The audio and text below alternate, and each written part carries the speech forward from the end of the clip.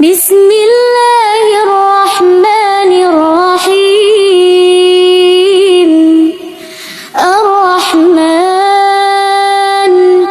علم القرآن خلق الإنسان علمه البيان.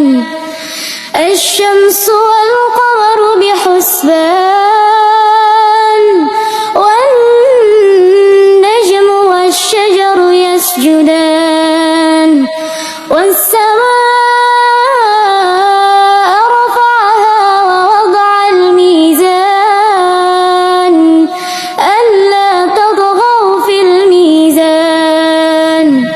وأقيموا الوزن بالقسط ولا تخسروا الميزان والأرض وضعها للأنام فيها فاكهة والنخل ذات الأكمام والحب ذو العصف والريحان فبأي آلاء ربكما تكذبان خلق الإنسان من صلصال كالفخار وخلق الجن من مارج من نار فبأي آلاء ربكما تكذبان رب المشرقين ورب المغربين فبأي آلاء ربكما تكذبان مرج البحرين يلتقيان بينهما برزخ لا يبغيان فبأي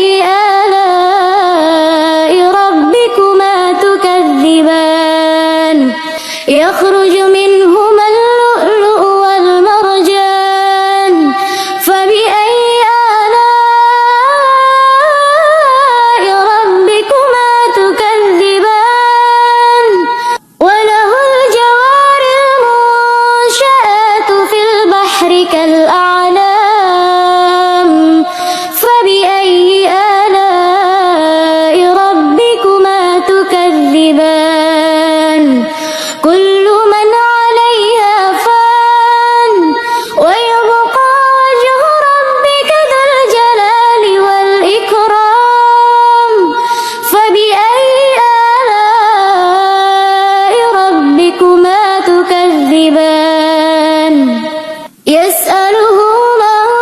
في السماوات والأرض كل يوم هو في شأن فبأي آلاء ربكما تكذبان سنفرغ لكم أيها الثقلان فبأي آلاء ربكما تكذبان يا معشر الجن والإنس إن استطعتم أن تنفذوا من أقطار السماوات والأرض فانفذوا لا